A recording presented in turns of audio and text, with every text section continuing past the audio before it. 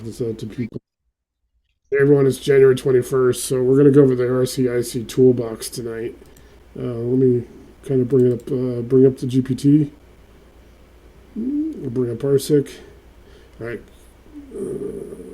let's see if this shit actually. There you go.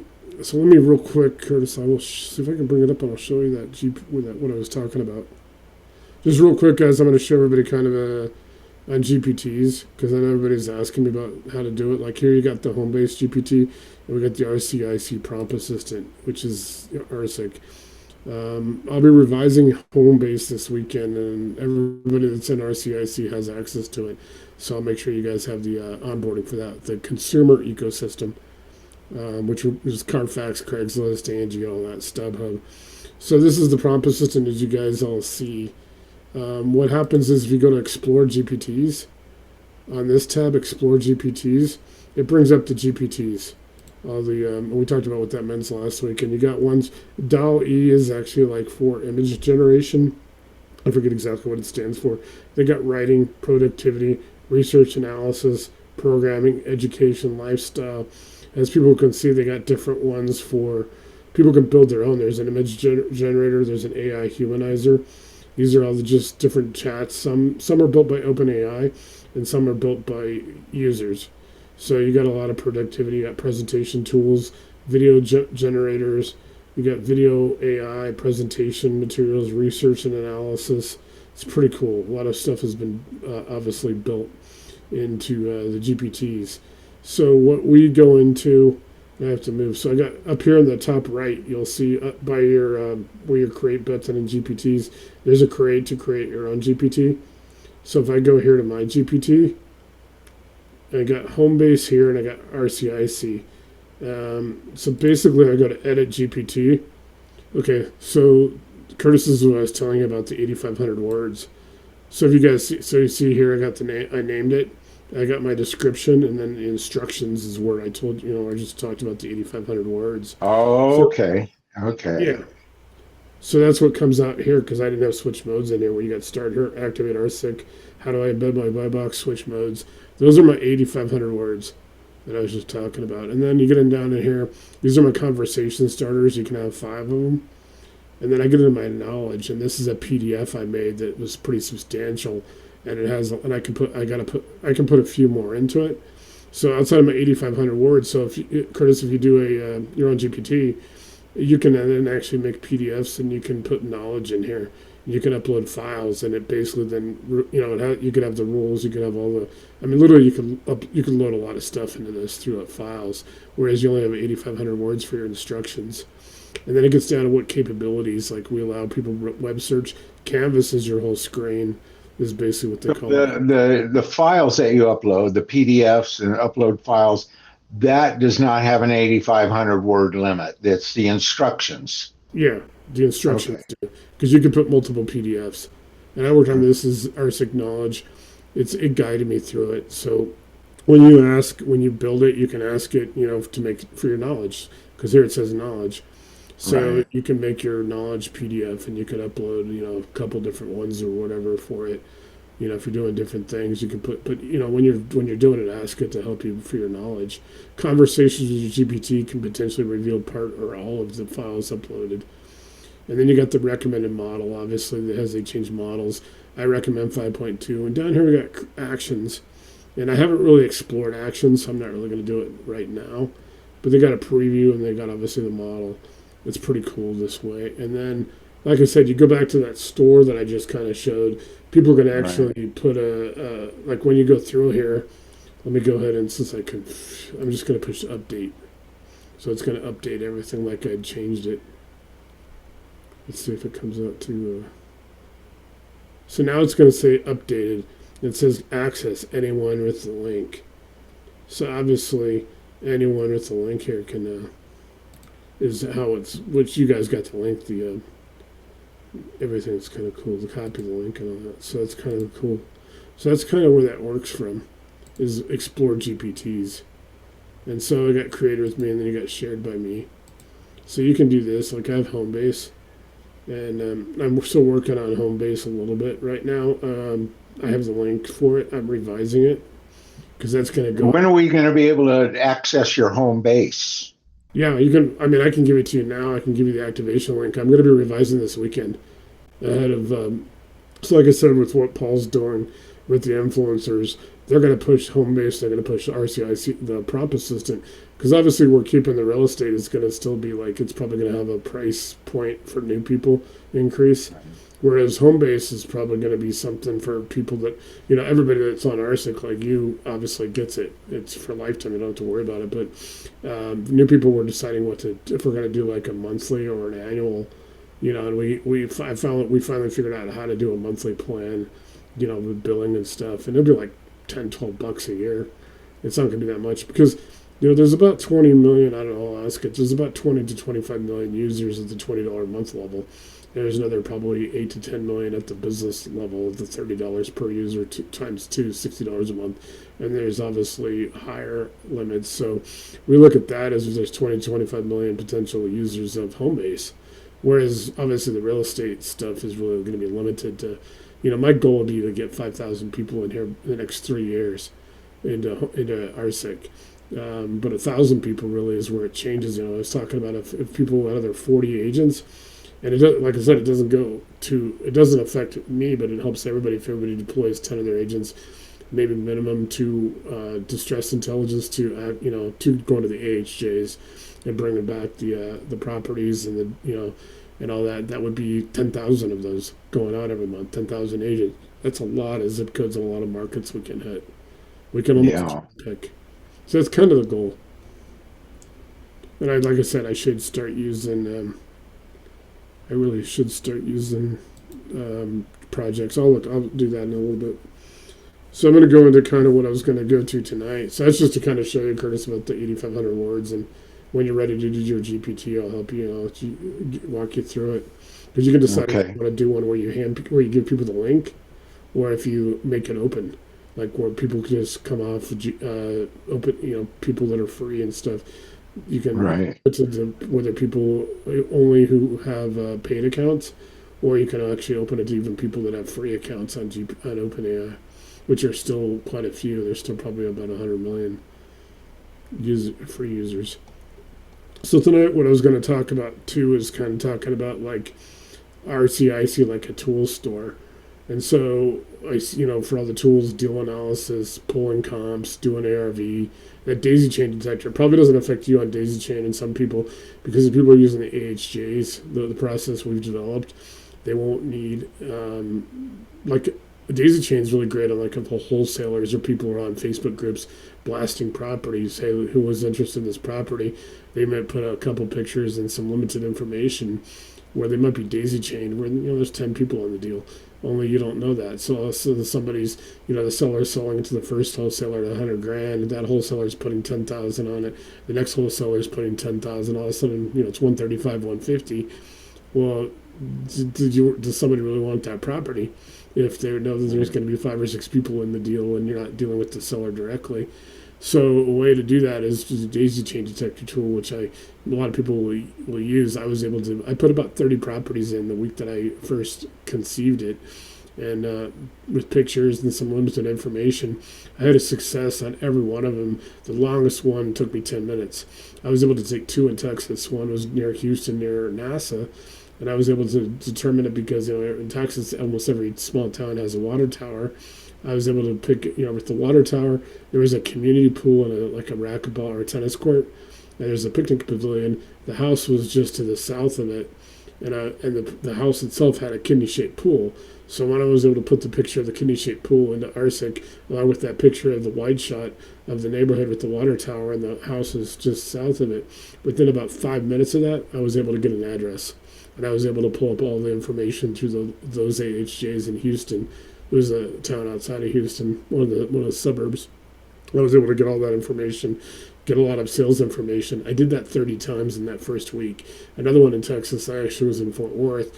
We were able to get some pictures, get a neighborhood in Fort Worth, and within about 10 minutes, I was able to find out through RCIC that it was built by D.R. Horton, the builder. It was within the last 5 years, and within about 5 more minutes, it actually got me to the neighborhood where that model, and it actually went and searched that model, and it looked through Google. It actually pulled up Google Earth, and it was able to find those houses that matched those features.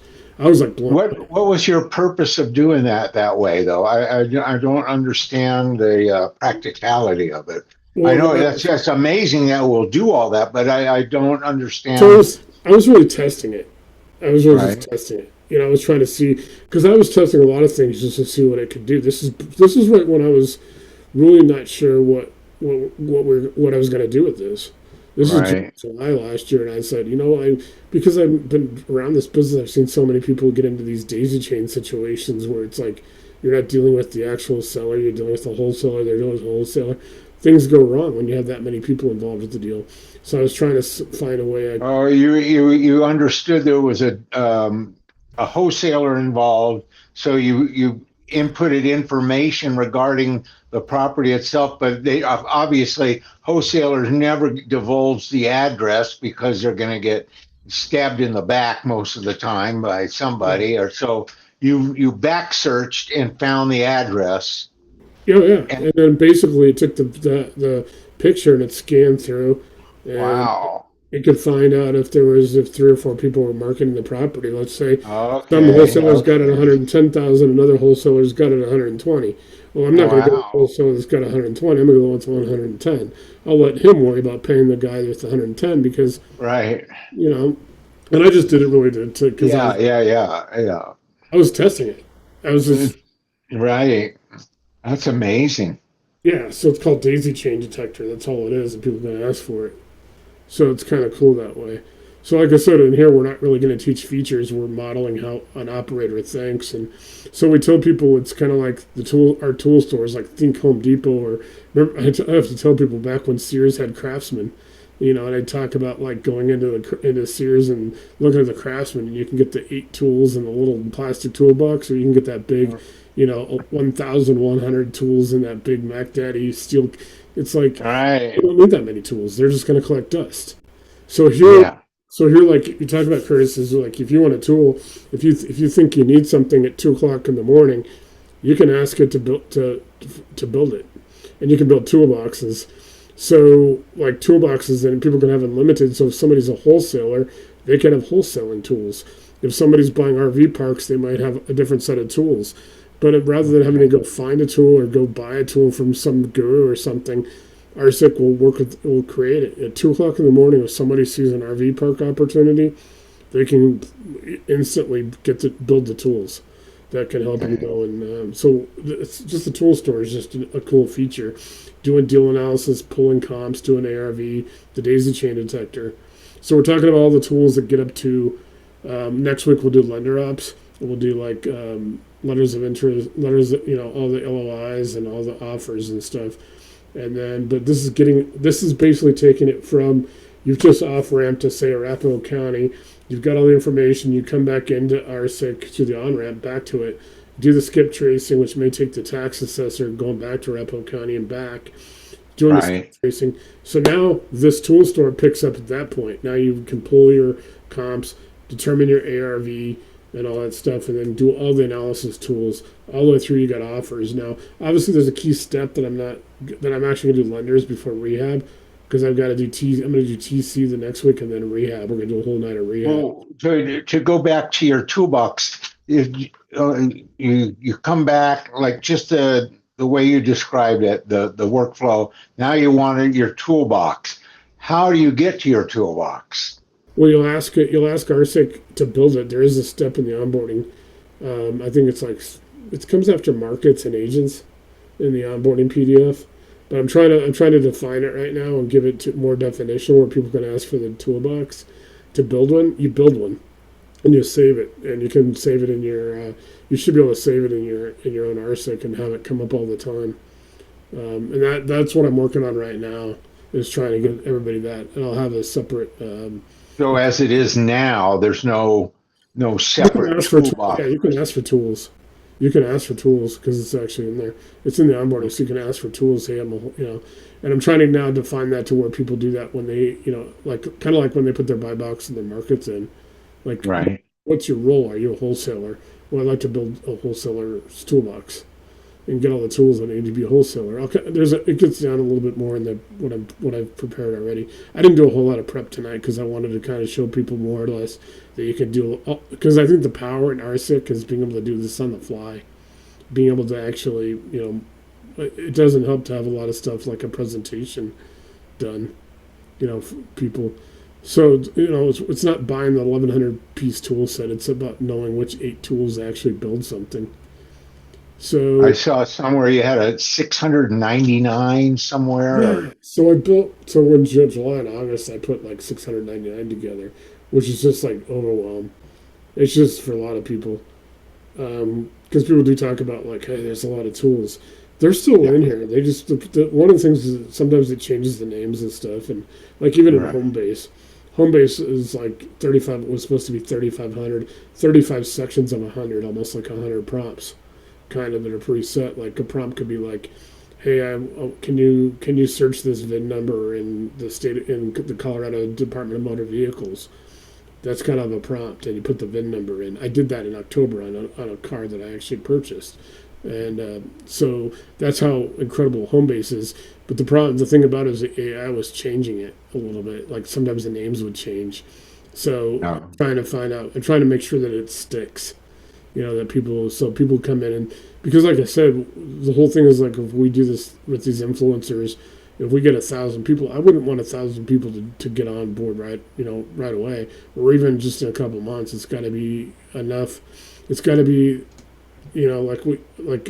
not so many that I become 24/7 tech support because it's like that Right. 3 or 4 hours in the morning that I dedicate to being on and live. I Yeah. can't turn that into 24 hours. I No, got to no, I sleep. I know. got to, I'm still kind The last couple of weeks, you've been so generous with your time, especially with me, and I don't know how many other people, but um, I think I've done I 7 to decided I 8. better back off and not and just explore on my own. No, If I really get up against it, I'll call you or text you no, or no, I something. appreciate that because I've done 7 one-on-ones, and most of the people are people that you've probably met in the last couple of weeks, just trying to Right? refine this, and I'm getting nothing but positive feedback.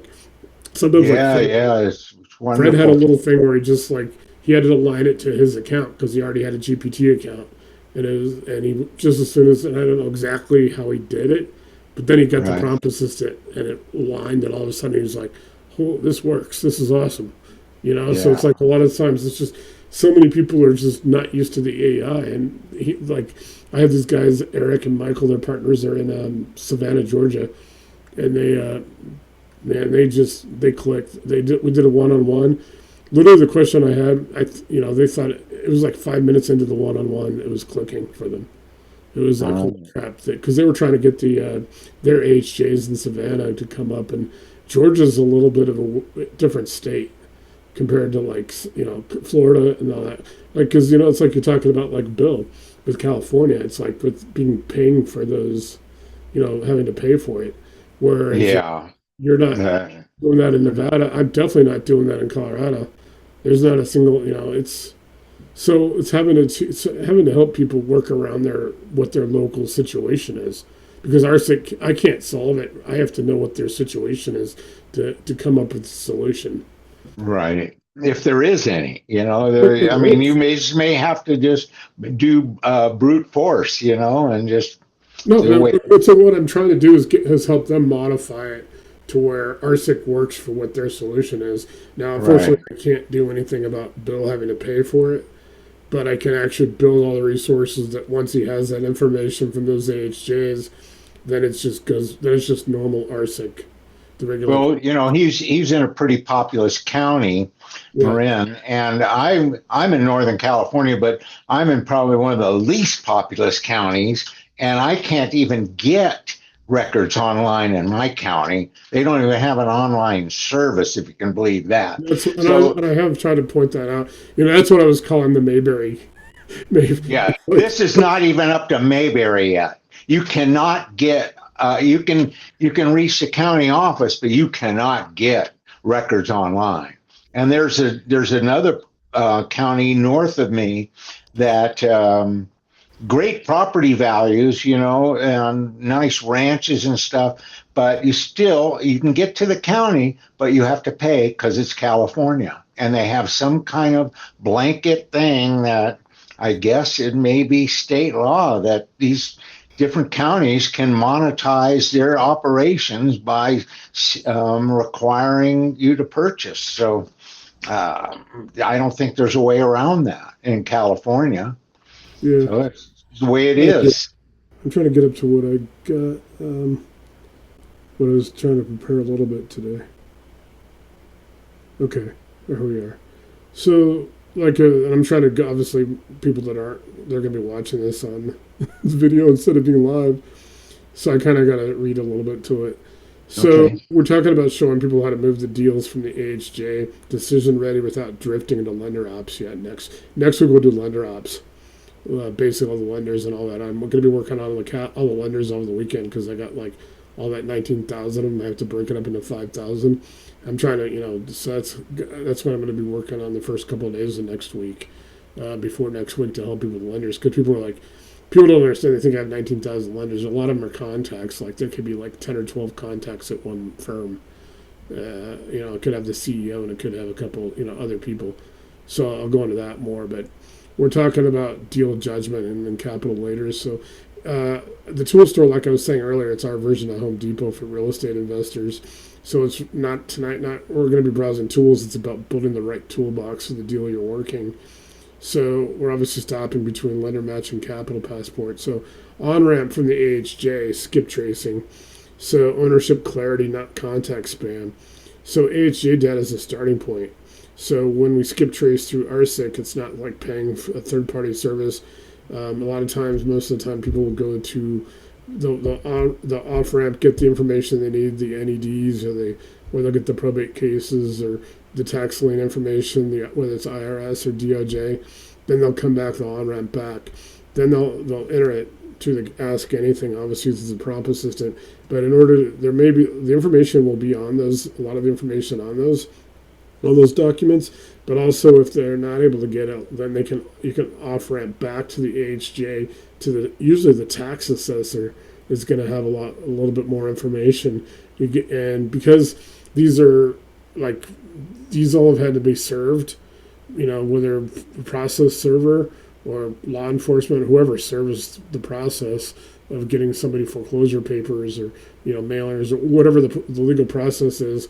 They're going to have their name, their mailing address, the property address, the description, the phone number, and the email address. That's pretty much the information that people need to skip trace. They can also find out if they're LLCs. Generally, they can pierce through an LLC, except for Wyoming's the hardest state. It used to be obviously Nevada where you are, but and Delaware. But Wyoming's probably the most. They call it COPE. I think it's Charging Order Protection Entity. So COPE is really strong in Wyoming. It's probably and I have like some of my LLCs in Wyoming because of the no income tax and no corporate tax and all that up there. But that's the skip tracing. So who controls the asset? Is it an entity, an LLC, or a trust, or a corporation versus an individual? So you got trust, estates, layered ownership. And so we don't skip trace to chase people. We skip trace to understand who can say yes. And so if ownership isn't clear, we don't move down the. So Curtis, keep in mind, I'm like doing this so people that are watching the video. Yeah, no, that's fine. That's fine. I understand. Because sometimes, like I said, you probably know a lot of this stuff. No, I mean, this is I can't absorb enough. Believe me. So you go right ahead and No, I do what you appreciate have to. it. Yeah. So we established reality and not optimism, and then said pulling comps after ownership clarity. We filter by proximity, condition, similarity, market behavior, and then said why fewer better comps win. So bad comps don't kill deals, bad decisions kill deals. And so we go to ARV determination, ranges and not numbers. So we have decision confidence, not spreadsheet perfection. So we're going to be looking at ARV as a range. Keep in mind on this, we haven't done. I decided to hold off on rehab and scope of work because I'm working on a little more component of it. Before that, I want to fine tune it. So we're going to do lender ops, we're going to do TC, and then we're going to do rehab, which is kind of out of order. We should do rehab before lender ops, but I just decided to go with that for now. So basically, how RCIC triangulates comps, condition assumptions, market direction. People can they can ask for a market scout report. It's just something people can ask for in RCIC and ask for that market on 80127, which is Littleton, Colorado, or 80439, which is Evergreen, or wherever, Truckee or Reno. You can put in the county and the zip code and ask for market conditions and ask it to on that particular neighborhood. Since you have the property description, if people have the property description, the legal description from the NED or the reports from the AHJ, you can enter it into it and ask it then to pull comps and do a market report on what's going on in that, because then you can dial into the exact neighborhood. When you have the legal description, the property description, you have everything that the surveyors need for a survey, which you can actually dial into that market exactly, find out what's going on. If I put in 80127 and I ask for a certain area, I get that area that I think I've talked about a few times by the Lockheed plant in Denver and Littleton, Colorado, built it's right actually in the first part of the mountains going up the hill. It's actually right across the street. There's some houses that go anywhere from $1 million to $10 million. They're estates. Most of them have 5 acres. Pretty nice area. I was able to pull 29 houses out of that area that were all between $2 and $4 million. And I basically was able to do a report. It came up with, on that market report, it came up with some strategies like this property. It started pulling up Jefferson County, and basically through Jefferson County, it was able to determine which houses had been owned for where there hadn't been a sale in maybe 20 years, maybe other than a refi, which is good. So it started talking about maybe this is somebody, if somebody was ever to do a mailing operation and say, hey, I'm just, this is me, this is my business. If you, think about, sending out a mailer.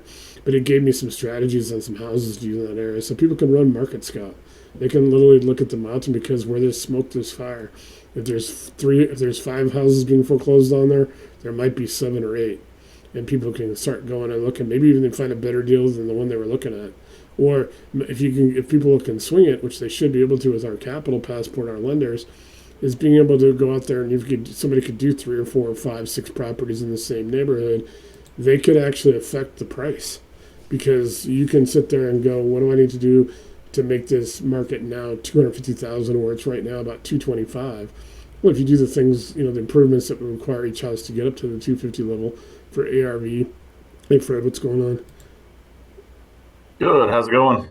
Pretty good. Hi, Fred.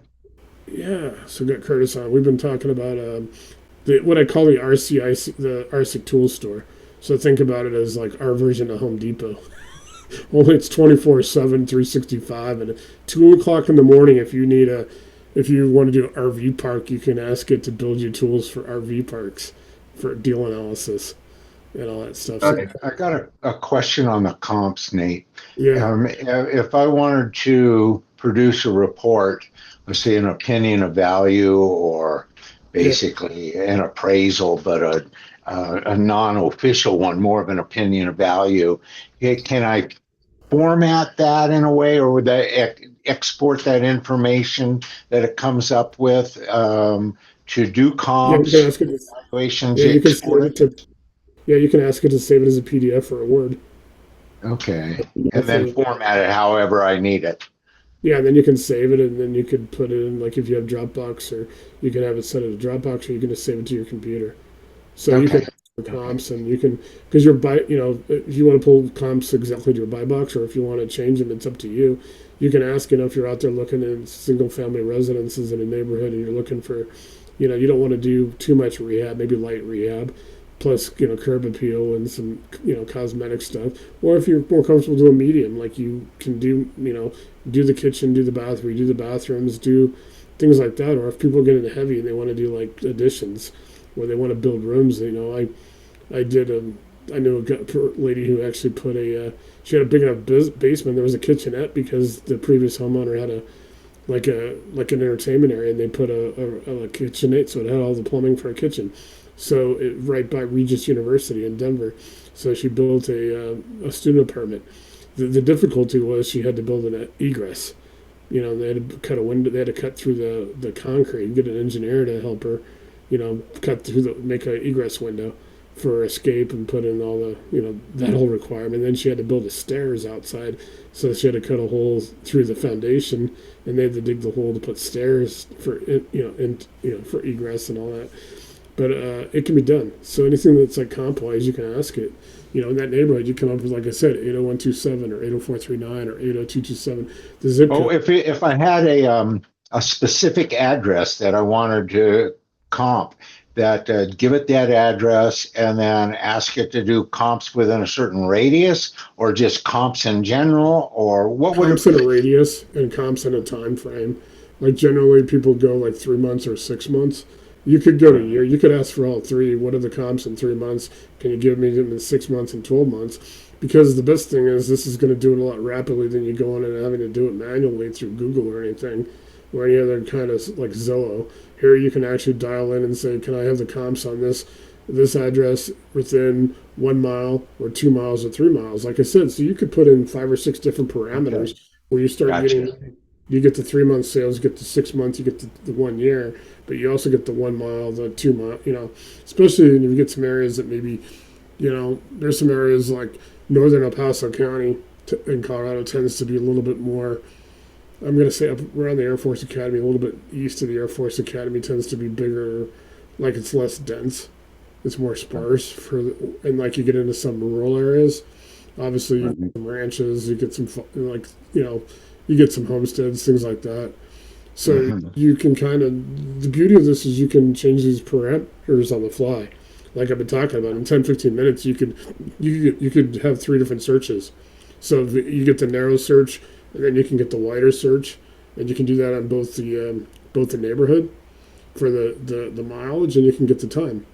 So it's pretty cool that you can do this. You don't have to go to Zillow and then scan through or sign up for memberships, or because even if you get even if you get free memberships, it's still a pain in the ass. Like most realtors, man, you go to try to sign up in the real estate site. Next thing you know, you're getting calls and emails from them. So it's like hard to get information, even Zillow. Now, obviously, like I said, in apps, down here when you get you go through more, you can go explore apps. You can actually set up Zillow in here, so it'll actually talk to Zillow. Uh, Right, but I would just use it for just information, not because it right. just has pictures and stuff. Like I said, you can bring pictures back to add files and more. Anything you're doing deal analysis, you can do it for rehab and scope of work. Later on, when we do Okay. comps, you can actually Yeah, yeah. yeah, it's pretty cool. Good. Okay. So Thank you. yeah, you guys can come up with almost anything, any kind of searches, and it'll change it. So you don't have to, like I said, somebody at 2 o'clock in the morning just here's hey, I need this. You gotta get an offer to a seller by 8 o'clock in the morning. You don't if you don't nobody has time to go find a tool. Guess what? Now you can just create it on the fly. Like I said, no, nobody's. I don't think we're gonna have two or three. If we get a lot of people, obviously operators in, it could happen, but I doubt we're ever gonna have two people that are ever gonna have the exact same system because everybody's individualized. That's the beauty of it. You create what you want. It's like Burger King. If the deal only works with one exact ARV, it doesn't work. So it's cool. Like I said, now we get into offers, some logic. So once we start doing offers, which next week we'll do lender ops. Like I said, capital passport on lender matching. We'll talk about offers. We'll get through more offers at the end, kind of like in comms mode, because I have LOIs and I have offers in here. Like I said, I've uploaded probably a considerable amount of documents and forms that I have, tons of stuff. So got some whole packs of stuff in there. So basically, see if the deal survives reality. So to help you frame offer logic, price versus risk versus timeline, and this does have all the math. It has cap rate. You can get all the different. You start getting into some of these extensive syndication deals where they want data, they want information. Investors that are buying $20 million complexes that they're putting in 100 grand or whatever. I put all that stuff in there so people can get as simple as they want, or they can get extremely important, kind of like up to what they got to do for SEC kind of stuff. We made sure it's in there. So why many deals die here? And keep in mind, you can always ask it to explain things to you. and then offers where most fantasy collapses, and that's a good thing. Yep. So here in RCIC, you can ask for all the risks. You can ask for the red flags. You can ask it to stress test. What happens if when people are doing apartments and multifamily, they can go in there and stress test, and they can put a T12, and they can put the all the information they need that they can get through Crexy and LoopNet. I've also got a trick around Crexy and LoopNet, some of their paid stuff. I don't really talk about it because I don't know if I should be telling people how to get free information from a paid site, but it's available. If people want to hit me up on the private on the down low. Daisy Chain Detector, we just talked about that. Kill bad deals early. So what daisy chains actually look like: stacked assignments, multiple wholesalers with assignments, margin leakage, optimism layered into price. So if too many people need to get paid, nobody gets paid. That's what you got to think about. If too many people need to get paid, nobody gets paid. It's too much risk. Well, these gators are doing that now. These gator guys are like borrowing 2,500, 2,500, 2,500, 2,500. The four people that loaned 2,500 didn't know all the other three loaned money to them. They thought it was just their 2,500. Guess what happens when the deal collapses and it all goes hard and non-refundable? That's happening a lot with the gator lenders, with Pace Morby's people. It's not really Pace Morby and his people at the top that are teaching it the wrong way, but it's watered down like a lot of programs. People don't want to go to spend. I've actually seen 3 people last week. I don't know, Fred, if you've seen it either, or Curtis, but I've seen 3 people last week that have basically, hey, can I borrow like 10 grand from somebody so I can join Pace's program? Like, dude, if I knew somebody borrowed 10 grand to join a program, why would I want to lend money to them? For risk. It's a lot of risk. So toolboxes. So here's the concept: prevent misuse of tools. We were talking earlier, I think Fred, before you got on, with Curtis and I were talking about. It's like remember when Sears was around? You go into the Craftsman. It's like you get that tool set with 8 tools, or you could get that one with 1,100 tools that has like the 3 big chests, right?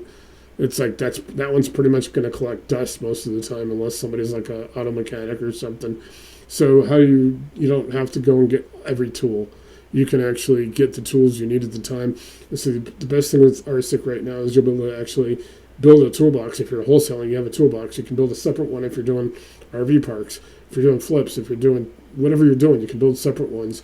But if you need a tool at the last minute, you got a deal and you need some way to analyze it. Get a calculator, something like that, a deal calculator for that particular thing. You can create it on the fly. And I also did put a lot of calculators, probably about 30 different calculators in this. I was putting a lot of stuff last summer, just tons and tons of input. So you got a wholesaler toolbox. You might have AHJ skip tracing. You might have comps for wholesaling since you're wholesaling it. You have Daisy Chain Detector. You want to know if there's another 4 wholesalers before you. Market Scout. You can run, like I was just talking about, you can run the market. You can run that 127, Deer Creek Mesa, the area around Lockheed. You can dial in. You put in a couple addresses on those roads, Cougar Road, and just because I live here, I know what the roads are. Black Bear Road, which is in that subdivision. Then you got the overnight deal engine, which we'll talk about a little bit more at another time. Overnight deal engine is cool because you can actually take it from the AHJ, set up your agents. So after you deploy your agents to your AHJs to get your data to distress the properties, you can then assign agents to actually run your comps, do your ARV, all the way through the process, really. So the agents can hand off to each other. Those are the same agents that you got down here. So when you get to agent mode, you can actually deploy an agent. You can, in overnight deal engine, run your comps. Hey, can you run the comps in 80127? Can you tell? And then you put in the criteria you just asked about, Curtis. You can say, then this is the criteria I'm looking for. I want sales that meet these property, that meet my buy box in the last 3 months, the last 6 months, the last 12 months, within 1 mile, within 3 miles. It depends on how sparse or how dense that neighborhood is. So you can run that in the wholesaler toolbox. You can get a specialty assets, RV parks. If they got heavy ownership, entity tracing, zoning and use validation. You can check all the zoning and use. Plus, you can go to the AHJs and check them. Wider ARV ranges. You can run the Market Scout. You can ask it to go deeper. You can ask it to dig deeper. Yeah, you can also ask RCIC to almost do anything. it'll do it. Sometimes it takes a little tweaking or a little talking to it, but like I was talking to tell you earlier about the checking those properties on Daisy Chain, where I was able to drill down and find out that that house was actually built by D.R. Horton, and it gave me that like a 4-year window, and it found that house by how it was built, what it looked like on the outside, the trim, what it looked like compared to a catalog for D.R. Horton. So there was only 4 D.R. Horton complex, I don't know what they call them, subdivisions. What do say subdivisions in that area of Fort Worth? And so I was able to narrow it down within 15 minutes, all from what a wholesaler just generally just put in a Facebook group with a few pictures. We were able to get a neighborhood, kind of an area of Fort Worth in the Facebook posting. And I got some information. Like I said, it was 15 minutes. I had the exact property, pulled up all its previous sales data, got all the stuff to the AHJ, was able to, like I said, I put in like 30 properties to test it. Daisy Chain Detector works really well. It's a cool. Nate, is that Market Scout? Is that what you're describing? A little bit more on Daisy Chain, but Market Scout's kind of the same thing. Market Scout's like if you're really just, they're kind of like the same kind of thing, whereas Daisy Chain, you're really trying to prevent, from getting something that maybe 7 or 8 other people are getting paid on, where you're at the end of the chain, not at the beginning, So Market Scout's cool. You can go check out a zip code or a subdivision or an area and have it check the market and have it check what's going on in that market. Like, are there a lot of foreclosures? What's going on in that? Are there a lot of foreclosures in that area? Because like I was showing, I think maybe 2 weeks ago, I think I showed El Paso County and Colorado Springs, where 80916 and 80917 are 2 areas. They're both on the east side of Colorado Springs, and they both are in Stetson Hills, and I forget the other neighborhood. But there's a lot of foreclosures going on in Stetson Hills, which is a subdivision of Colorado Springs. And for some reason, I don't know why there was a bunch of foreclosures there. So at Market Scout, you could probably find that out, and you could actually dial into 80917 and find out, hey, what's going on in this neighborhood, and is this a good neighborhood to set up? Because maybe you can get these 7 or 8 of these deals at a really premium discount, where you can get really nice houses, because they are really nice houses in that area, and you could do light rehab, but do enough where you raise the price of the neighborhood. If you have 5 or 6, anywhere from 5 to 10 properties in one area, in one zip code, and they were all similar, you could raise the actual market value of that. It's almost like the whole neighborhood goes up by $5,000 or $10,000, $20,000. One of the good things I was also going to mention when I was talking, I think Curtis said I didn't mention this to you, Fred, but I was talking to Eric and Michael, who are both in Savannah area, and they've been on a little bit over a month. They were checking all their math, like their MAO, their max allowable offer, and they're doing fairly larger homes in that area, and it was only off by like RCIC was within about $3,000 to $5,000 on the MAO. They said compared to because they went when they first onboarded, they were kind of checking it. They had come from I forget what it's called. Is it ARV chat, or it's AR? It's like a chat ARV. Is what it's called, chat ARV. And like I said, a lot of people have come out and they're doing all these AI things. Nobody's going to what we've done with RCIC, but that's a program they were looking at. They wanted to not get into that. So when I was talking to Eric when he was joining, and I hadn't met his partner yet, he kind of was like hesitating to join because he thought it was going to be like Chat ARV, which it turned out to not be like Chat ARV. You're able to do everything more in depth. But he was able to find out that their max allowable offer, all the numbers in RCIC are, he said, within about 5% of what they were able to do manually, with a lot more work manually. So I took that as, hey man, this is awesome. Because I checked. One more question about your Market Scout, if I may. Yeah. On the screen, there's a Market Scout under wholesaling, and then there's a Market Scout under specialty asset toolbox. How would you access it differently, or how would you even access Market Scout in your normal course of doing business? How do you bring up a tool?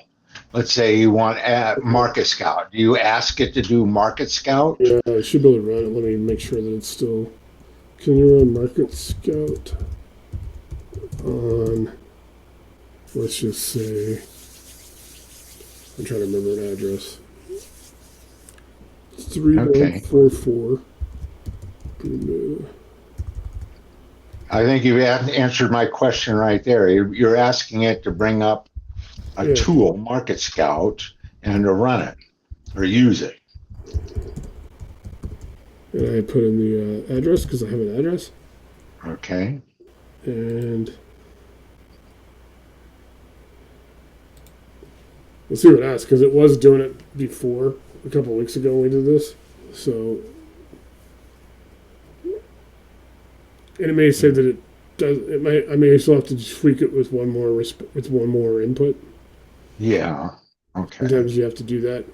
But that answered my question right there, how you accessed it. Yeah, You're I'm curious. treating it as it is a standalone tool. Yes, And continue. okay. Let's continue. Sometimes, like I said, mine is. This is only happening when I stop searching on mine. Like I said, you guys, because I can imagine how much I spend on this. So a lot of my chats fill up. I get a little contested. I hope I don't have to go around it. Like it might take a minute to get it. This is Yeah. our fire chief's house. Yeah. I joked about that. I told Mike I brought that up. Hey, I was showing your house as an example. This is the fire chief of Evergreen. It's a little bit slow. It's gonna take a second to come up. But yeah, it's running it. So it'll run a snapshot. All right, there you go. Hey, Nate, I ran into a little bit of an issue on the original chat that I was starting to set everything up. I went through with my buy box and pretty well everything was set up and I was rolling through it really good. But then I guess I started to fill that chat string up. Yeah. And it started to get really slow. And I was asking like, hey, why are you so slow? And it said that the string is too long. So it had different coding in there for me to go do. Yeah. And And I'm trying to. Yeah, that's one of the things that it's not like an RCIC thing. It's definitely a GPT and a chat GPT thing. What I generally do if it's really slow is sometimes I can hit refresh, which is up here in the top left, up here by the box, and obviously I got my Zoom box. My Zoom is covering that. Or sometimes you guys will see me sometimes on the Zoom even, and I hate doing on the Zoom because sometimes it takes me a minute. Like all of a sudden I'll blank out. You guys won't see me. I'll have to come back in to bring it up. I've had to do. I think Curtis, you've probably seen me do it a few times. Is I'll just close it and reopen it. I have my Chat GPT icons right here. It's hard, and it's a little bit. I don't know. It's just hard. Like sometimes you got to reset. And we just talked about it earlier. Like whether people should use. I'm really bad at this. I'm a bad example of. I've been using chats, and Curtis and I just talked about this like 15 minutes ago. People should try to use projects a lot more for what you guys see me do, and then you can ask it the difference between projects and chat, and just kind of decide which way you want to go with it. Projects may be better if because that way you can organize like specific projects and just keep them. I'm you guys. This is me working on it, so you can see all the stuff that I kind of know where everything's at on mine. So that's one thing. I mean, I can't really do much on to fix that. What I was telling Curtis earlier too, you'll probably see, Fred, is when you will eventually sometimes the whole memory. It'll tell you right here under kind of where my Zoom bar is. It'll say your memory is full, and it'll have a little like an off ramp, like a little thing to click. It'll take you to memory. So don't worry that you're not going to lose anything. What it's going to do is it's going to take you to memory, and it's going to show you all the chats. And they're all like you can click on all of them. So if you want to, if there's 5 or 6 that you just don't need, you can actually just delete that memory. What I did, because the first time I got really nervous, I didn't know, I wasn't going to RCIC. I was building all this material to gather it together to build websites with all the material that I had already, that I was preparing. So the first couple of times I maybe deleted 5 or 6 things from my memory. The second time, I deleted maybe half. And the third time I just went all in, and you delete it all. It retains memory. So you're never going to lose anything. So don't worry about that. It's just like I said, sometimes you just got to navigate when it starts filling up. Maybe use projects and chats, and you can kind of ask it and then make a decision on your own. The difference between projects. Well, so like specifically, what was so I'd gone through this one chat and I'd set up my buy box, and then I had it helping me do tags and stuff for like REI Black Book, and then how I was setting everything up. It was all through this one chat. And then because that one filled up, it's like, hey, you probably need to start another chat string. And I'm like, okay, well, I don't want to lose anything in this one. So give me a prompt to be able to carry this over to the next chat. And when I did that, the whole tone and kind of feel changed. And now I've struggled with trying to get back into Yeah. So I where I mean, was it's like, before. so it was like it almost didn't recognize it. Yeah. Okay. Yeah. It's done that for me too. Because I try to do is I try to just copy and paste from the chat that's tired, and just copy and paste as much of what I can do. Not like everything, because obviously you fill that one up. And I would copy and paste what I'm working on, or I'd even tell it. It's just hard to say. I do it because when it starts to slow, like I will literally work around doing. Like I said, I'll just like close it and come back in, and a lot of times, it seems like kind of like buffering in a way. And so a lot of times what I'll do is when I close it and I reopen it, I'll come back and it'll be on the screen because it was just like populating. But other times, like what you're describing, I generally, I don't know, it's just, I haven't found a real good solution for it. So I'm just kind of telling you guys kind of the shortcuts I kind of use to get around it. Because it doesn't really affect me as much now because I have the business account. But it does slow down because obviously I'm on a lot more than you guys. So I don't know, I just have to kind of, like I said, sometimes just copy and paste what I was working on. A lot of times I was saving the PDFs because I save a lot of PDFs. And so if I have like that chat has a couple PDFs, I'll just go and load those PDFs in and have it review it, and it'll restore it faster if you have like PDFs, some kind of input to go back in there and tell it what it's a it doesn't take long, maybe 30 seconds to a minute to do that. To Yeah. actually, Well, I'd set up the buy box. Uh, yeah, and then, I was to the point where I was going, uh, I was starting to get to where I could, it had me set up Google Drive and built some Google Docs. So when the agents ran, it would, all I had to do was upload the PDFs in this one folder. And then it was just going to be, I would just tell it, I was going to create a button, tell it to go. It would just process all the PDFs in there, throw it in a Google or an Excel document for me. Then I would just upload that into REI Black Book to start my mailing campaigns. And we're setting all that up.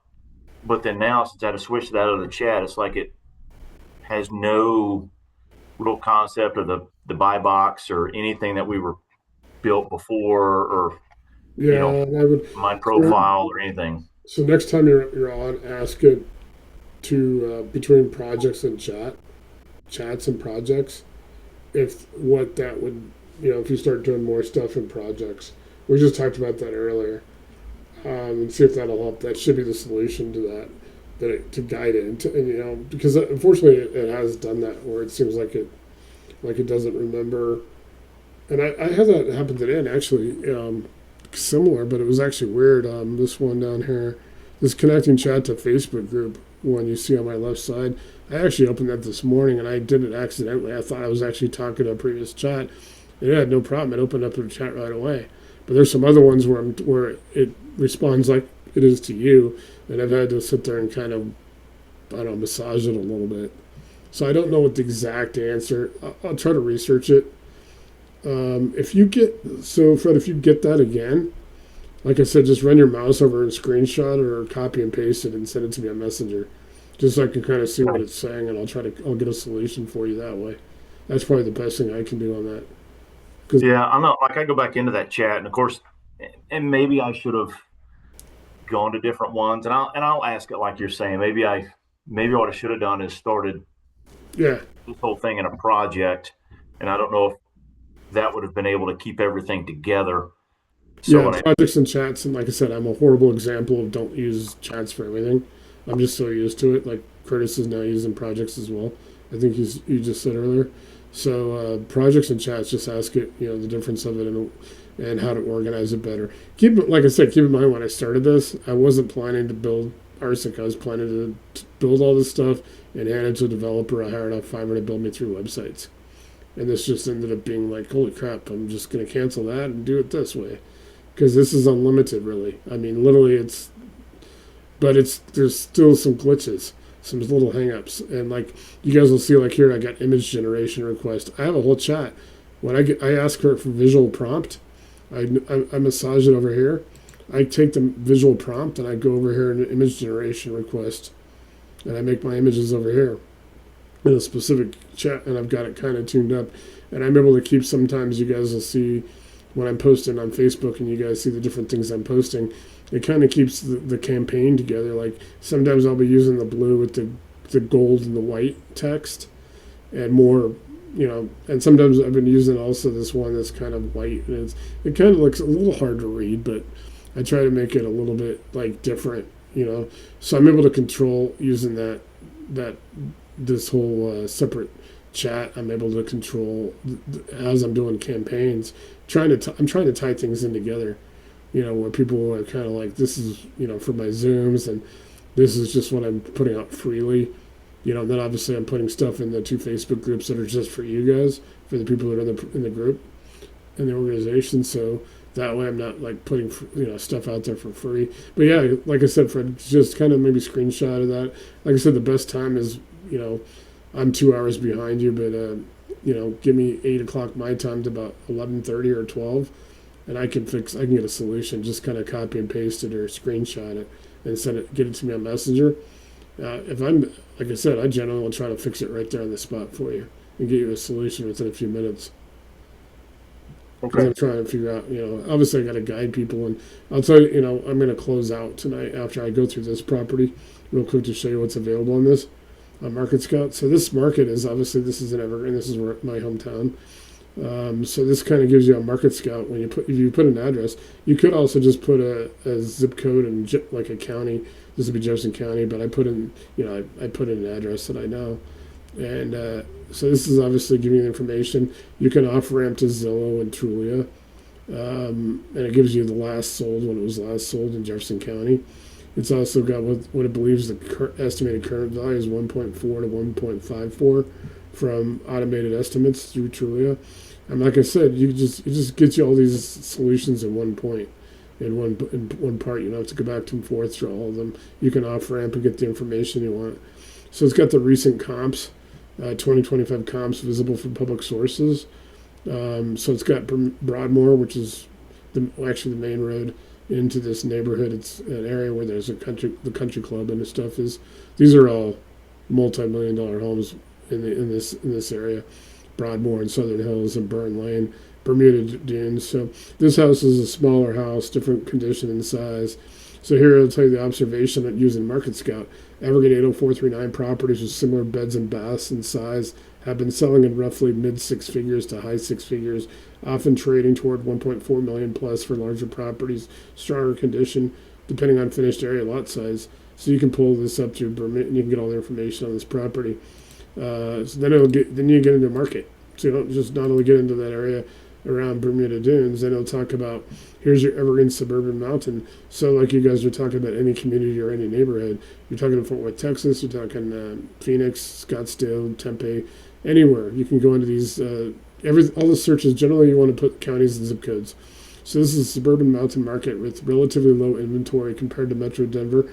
Metro Denver is probably like about 12 miles down the interstate. This is actually in the foothills above Denver. Mountain lifestyle demand, longer drive times, low walkability, balanced to slightly buyer-oriented pressure. And then it says Evergreen tends not to behave like front-range urban markets. Pricing is driven by limited supply and lifestyle appeal rather than rapid turnover. So you got Redfin. So it's going to give you all the sources. And these are, like I said, I kind of off-ramps and on-ramps. Remember, an off-ramp is anything away from RCIC, and on-ramp is back to RCIC. So if you off-ramp to an AHJ, a county clerk, or a public trustee, or a probate court, that's an off-ramp. When you come back, that's the on-ramp. All the sources. Market Scout summary. So it's going to give you market direction. What's going on in that market. What's above $1.1 million. What the inventory is like for larger homes remains limited. comparable strength. Recent comps suggest similar skilled properties. Then you get into risk intervals. Automated estimates vary. This can be a function of sparse data points and mountain markets. Like I said, I only put this in there because I've used this property before, and I kind of know what comes up with it. But I'm trying to just show people what all, what you can pull up in any market in the United States, really. Although just keep in mind, if you're out in like the really rural areas, like the true Mayberries and the ranches and the farmlands, and you'll probably come up with less information.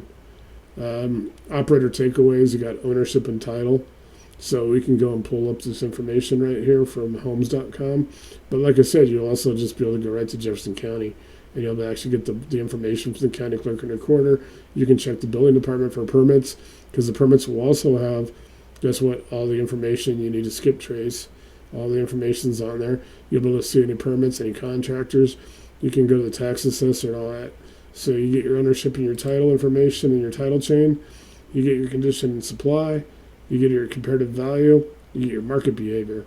And then you get your market score, total market score, high level, market strength, what your pricing momentum is, your deal risk, your liquidity. And so if you want a deeper report, it can run a full market scout profile, including comparable sell-through days, inventory trends, price cut rates, and condition segmentation using available MLS public AHJ data. So then you can just ask for Jefferson County. Let me see if I can do it real quick, if I can trigger it. Sometimes I just have to go to Jefferson County's website, but can you off-ramp to the Jefferson County, Colorado clerk and recorder for this property? Let's see if it'll do it. Sometimes it'll do it, sometimes you gotta massage it. Any kind of hang up you guys get, you can massage. And like I said, if you truly get stuck, that's what I'm saying. You just contact me on Messenger, screenshot, or copy and paste what it is, and I've had a solution almost every time within minutes. I think the hardest thing was the first person onboarded was really Ingram. It took us 3 or 4 days, but once we got that done for the onboarding, we created that process with the PDF. Because the onboarding used to take like 5 or 6 PDFs when I first started doing this. But I'm getting nothing but positive, man. Everybody loves this. I think the biggest thing is I'm just trying to. Okay, here you go. So, clerk and recorder, property records. So it tells you how to search it in Jefferson County. And this would be almost any AHJ around the country. Although obviously we get in some that are going to require, CAPTCHAs or registration. Unfortunately, like I said, Bill John and Joel's ran into the one for where you have to pay, which is the first time I've ever seen one of those.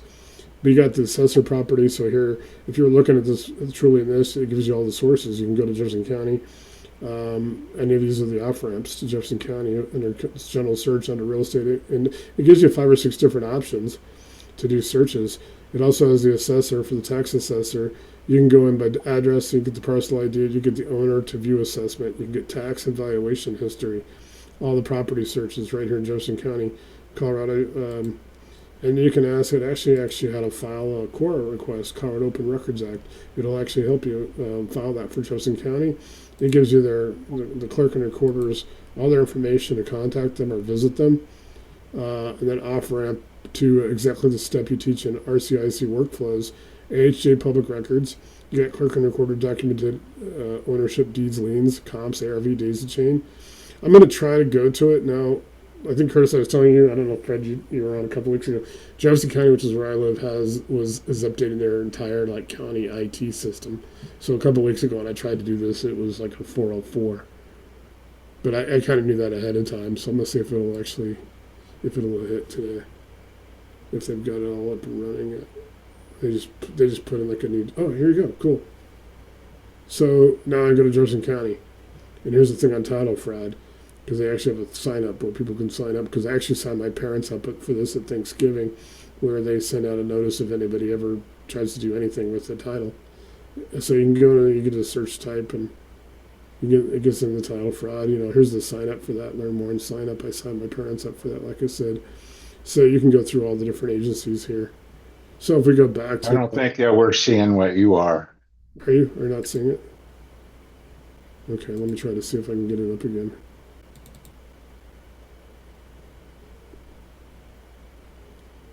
Okay. Yeah, there we go. Yeah. I always forget that part. Like I can see it. I have to kind of work on that. But yeah, this is Jefferson County. This is where I live. It's actually Conifer. That's actually Conifer, Colorado, right there. Trey Parker, who created South Park, is from there. So this is actually kind of cool. So this is so you can pull up the clerk and recorder. You got the recording here. Like I said, the title fraud, and this is actually like kind of like Arapahoe County, El Paso County. You can get in a, here you'd want to go into recording, and you can ask for services. You can pull up all the different, obviously all the special districts and public information. But here you can get the record search and all the forms, and it's pretty cool. So like I said, this is almost age. Arapahoe County, El Paso County, they're same. So it's kind of cool. They got this up and running. It's a little different than what before they put the new system in. But I'll stop sharing it, and then I'll bring up, I'm going to go back to RCIC now. So that's kind of like an off-ramp to Jefferson County. You guys would do the same thing in any other county, and you use these. If for some reason it doesn't click and send you right to one, you can just copy and paste it. Like I said, it'll bring up Jefferson County right here, and you can go on here and just copy and paste and go through your browser. So it's kind of cool. Like you can do the real estate search, you can do all kinds of stuff. So it's kind of really cool. I'm going to go ahead real quick. I'm going to process the Zoom. This is how I usually finish. Tomorrow night we'll do more on the, still more on the actual AI infrastructure. I'll show people kind of what I showed you earlier, Curtis, about like doing your own GPT and how I did mine, and how to put the information, the instructions in, and how to put the knowledge in to build a GPT. And people can decide if they want to do a public one on the GPT that's listed in their directory, or if you want to have it like ours where you have a link and people can only access it through the link.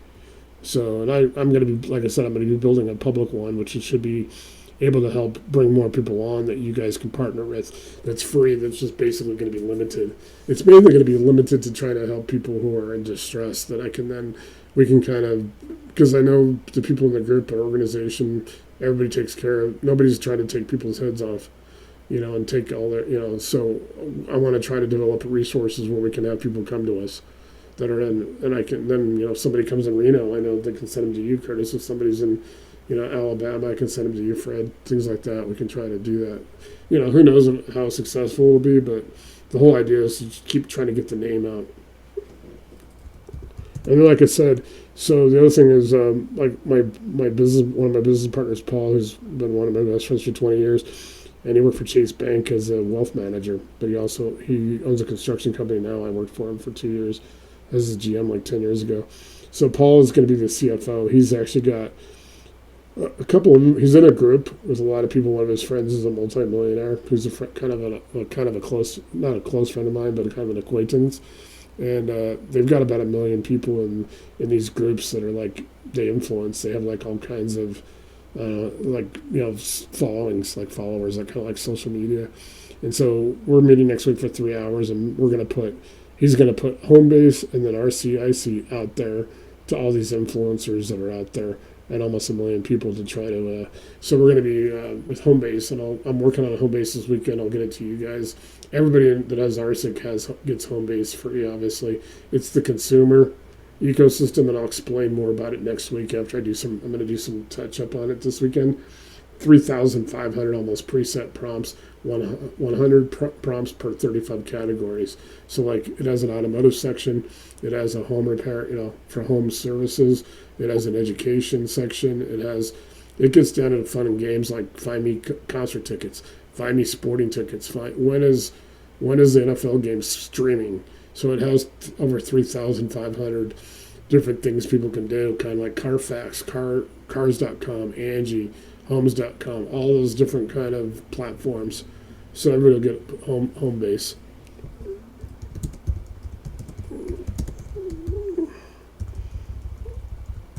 So you guys can see this. I'm telling it I'm processing Zoom.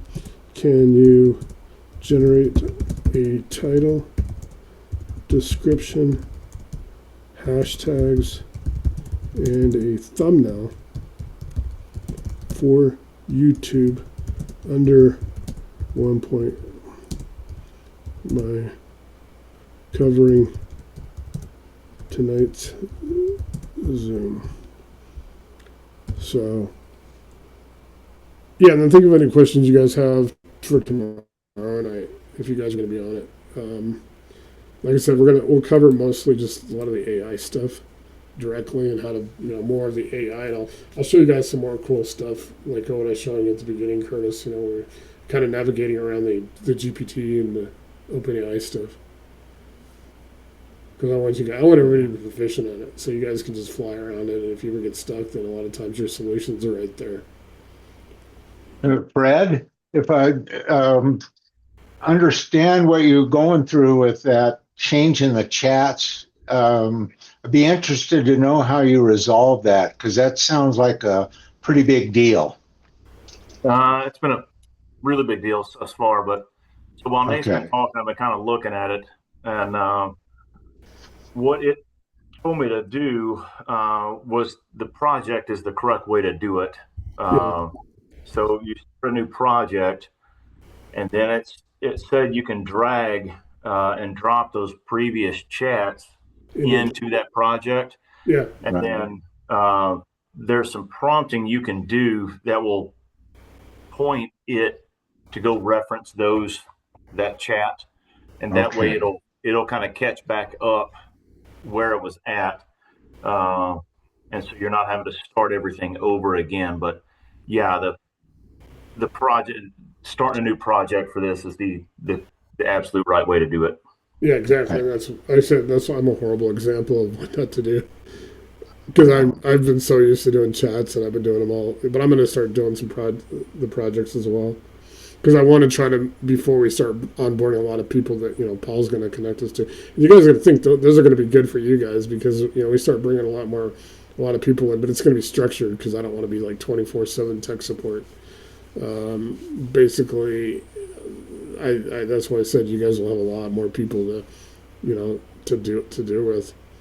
And the Facebook groups were also, like I said, I've got regional groups as well, and I try to get everybody in the regional groups, so that way people can, get to know people in their other areas and build those out. So, like I said, it just built me my YouTube. So I'll process the Zoom. I probably won't do it tonight. I'll do it in the morning. But I have my YouTube description for tonight for the video, and it takes me because if I'm on this, if we do a Zoom for an hour and a half, like we have, it takes about 45 minutes to process the Zoom, then maybe another 10 or 15 minutes to process it on YouTube and put the video together. But this is my description, and I've got it's got all my SEO in it, and it generated me my hashtags, and I have a thumbnail, and so it'll give me a visual prompt. And I also have, if I want to put chapters in, this is something if you guys ever decide you want to do videos and YouTube stuff, you got to kind of, this I gotta work on because it's not exactly, the times haven't been working out exactly. So I may sometimes try to copy and paste, and then I'll just delete the actual times and just leave the chapter names. But that's one thing I've learned as well. Here's what I'll show you real quick, guys, about the, let me see if I've got it. I'm trying to see if I can get a,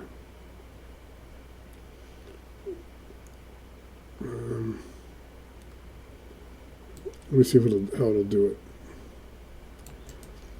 I'll show you guys what I kind of created because I did create that image generation chat.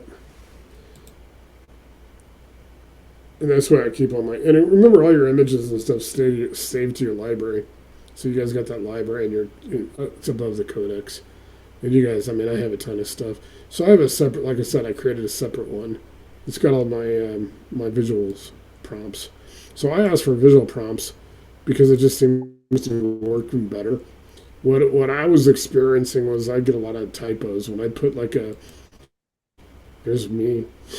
I did this morning. I put an ad together with me.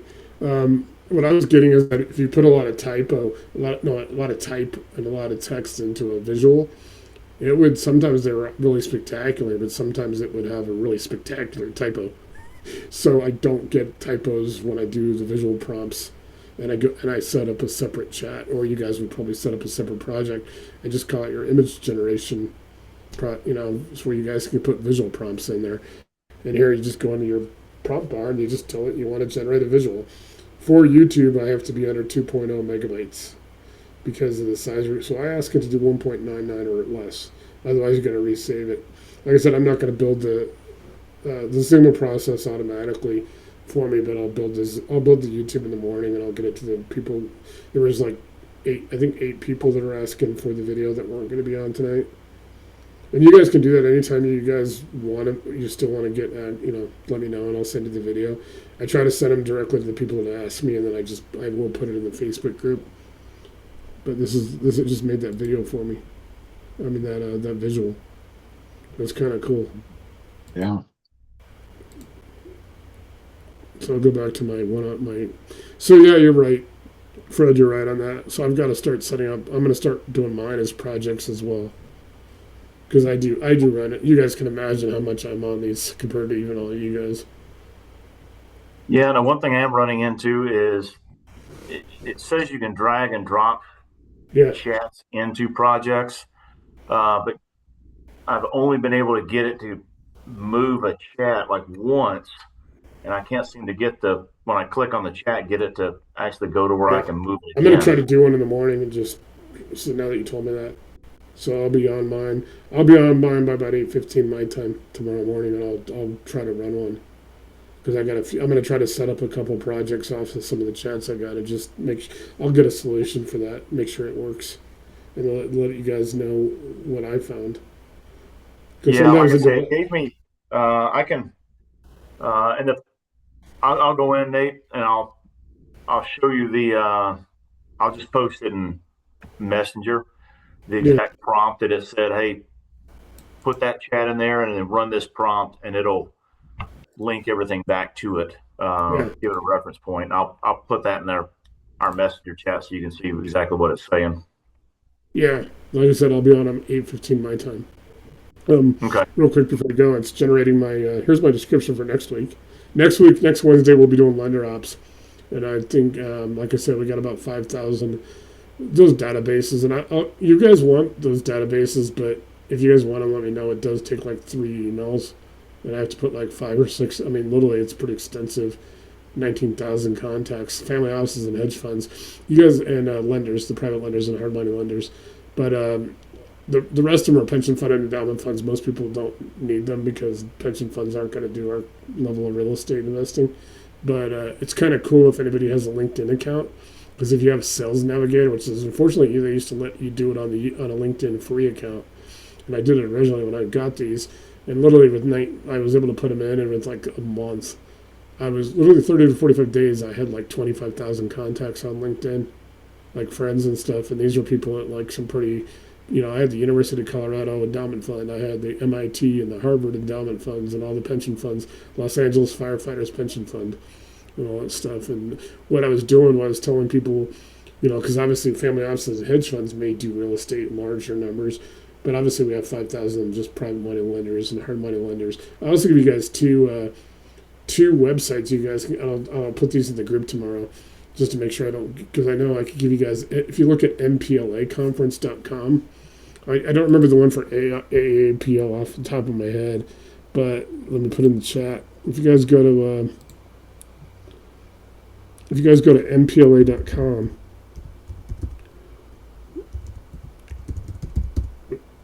make sure I read it.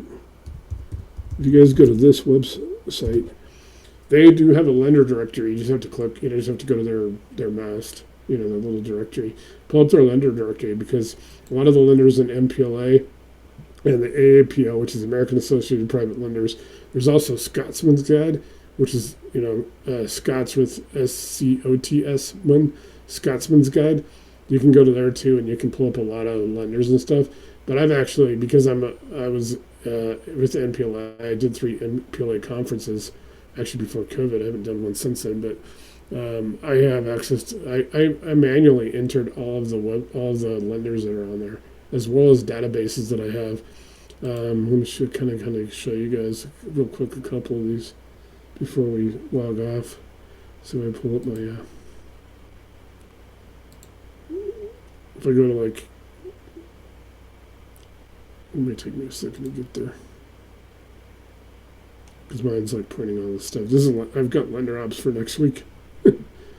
Just wanted to see what we're gonna do. But I've got like huge data. I got tons. I got like this 101 database I built. We built under the pivot table. But you guys can see on my so on my desktop alone, I can get you guys this one. Let me know. It's the combined capital sources and lenders is an Excel. I have that one. I combine a lot of my databases, and I did it, and I used GPT before I built RCIC, and it basically combined a lot of these. I also have this one called the 101 database, but you guys can see I got all these databases. I got hard money lenders in that one. I got different things. I got another lender list and all these, and I put them in RCIC, and I basically had it go through, and it helped me, just run through the internet and basically see at first if they were still if they still had websites up, and it helped me pare it down pretty good. It's pretty substantial. Let me see if I can bring up real quick, kind of show you guys. I'm gonna remember if I put the 1.0. So I've got the 1.0 database. I'll kind of bring it up here and see what it says. This is one I built as a pivot table. It goes pretty extensive. I forget exactly how many lenders are in this one, but we've got 19,000 contacts. Just so you guys know. It's just like I said. I'm trying to put these all into. This will all be into lender ops next week, so I'll have a lot of them. So the idea is when you get through the deal and you get all the deal analysis and make the offer. And the whole idea is you should be able to get the AHJ, get the information, go off ramp, on ramp, back, be done through the entire process in a couple hours. Have your offers made, have your lenders matched. It'll score the lenders from 0 to 100. Obviously, the 90 to 100 is like getting an A in school. You know that deal's going to go through. An 80 to 89 is awesome. So this is not assuming intent. So it's asking me how to do this. Let's see. So like I said, I can do a data audit. This is my options I can do with all my databases. So I can go through and I can do ingestion, like review it, I can tag it, I can disqualify ones, and I can explain why this lender, why not others. So now that I'm taking these 19,000, it's not going to happen overnight. I'm just going to tell you guys this next week what the plan is. I'm going to take all these databases I have and have it come up so it'll go through and say why this lender and why not others. So it's going to start going through all those lenders and all these capital sources. 19,000. I can also do lender ops preview. So we'll actually be doing option C next week. I can also do a data and I can go through and we can do dupe. So if I got different sources like MPLA and AAPL, we'll have a lot of the duplicates. So it'll go through and dedupe. So when we have one big file, which we actually will have in Capital Passport, we kind of have it now. I'm trying to tighten up even more. There won't be any duplicates. There also won't be any stale entries. I can have it go through and we can manually try to go through and identify, if they're getting 404s on their websites, things like that. Obviously, red flags. So, and then we got operator ready structuring. So we can do Capital Passport ready fields. So tonight on this one, I'd say I'd like to do C. Just showing viewers.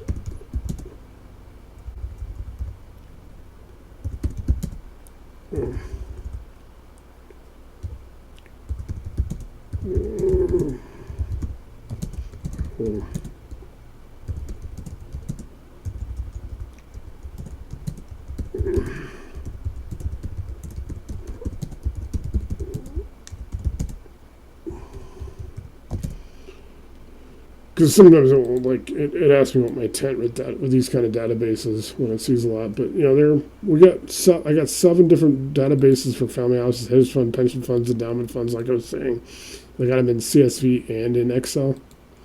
It's just so, like I said, you can get access to it. It's just if you're not doing those like the big deals, you don't need the family houses and hedge funds. But if you ever want them, you got them. You just have to tell me if you want the databases. Otherwise, they'll be in RCIC, obviously. I'm trying to go through. I try not to make. It's actually pretty tolerant of typos like this, but I try to show people at least on the videos I'm trying to fix them because I want to get the right response for you guys. But like you said, I can do a lot of stuff with it. That's just one database. That's my 101 at 1.0, and it was built. And then we've got like 4 other databases like that. I got, like I said, altogether it's like 19,000 contacts.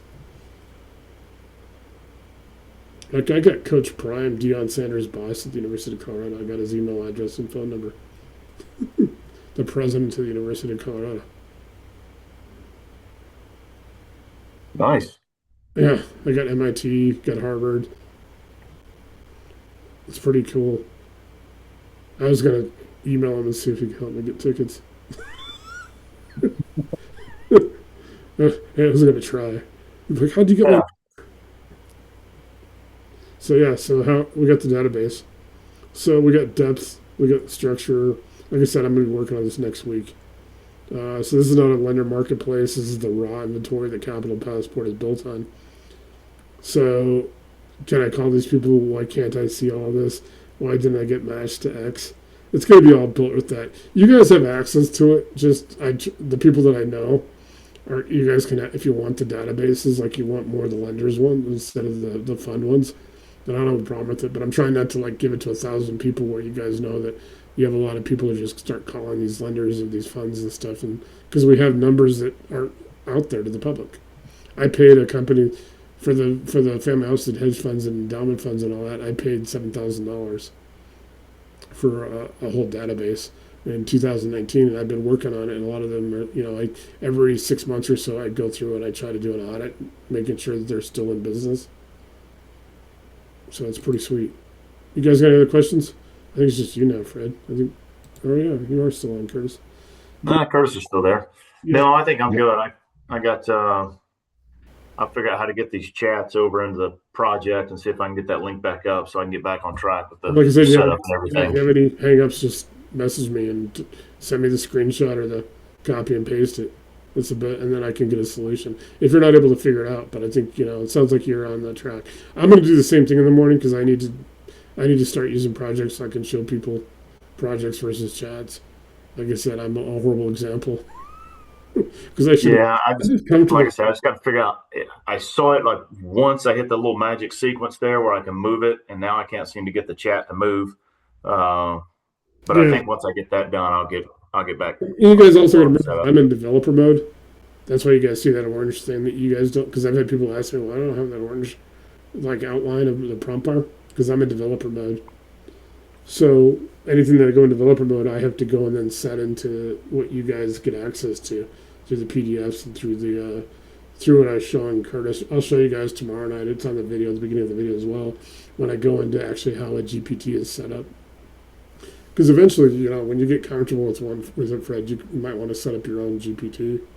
It's pretty simple to do. You can do it in under like 30 minutes and have it. And you can decide if you want to just give people the link like we have, like the Bitly link, or if you want to actually put it into GPT into OpenAI's directory, which if you're doing something like more, you want people for outreach, and you can do both. You can build multiple GPTs, so you could have one that's like all private that you do all your stuff in, and then you can have another one where you put it out to the public, for your whatever you're trying to do, so it's pretty cool. It's pretty robust. So tomorrow night I'm going to show more of that directory, and I'm also going to go over apps again, because people need to know what kind of apps they can connect. Zapier and Airtable and Dropbox are probably the 3 key. And they all Zapier has still eluded me. I cannot get Zapier in no matter what I do. I've tried for hours. All right, I'll work on that for you tomorrow, Curtis. Yeah, it just doesn't appear anywhere. Anyway, gentlemen, have a good evening. It was a pleasure, as usual. I'll see you tomorrow. Yeah, we'll see you tomorrow night, and I'll try to work on that for you, Curtis, and Fred. I'll try to work on yours.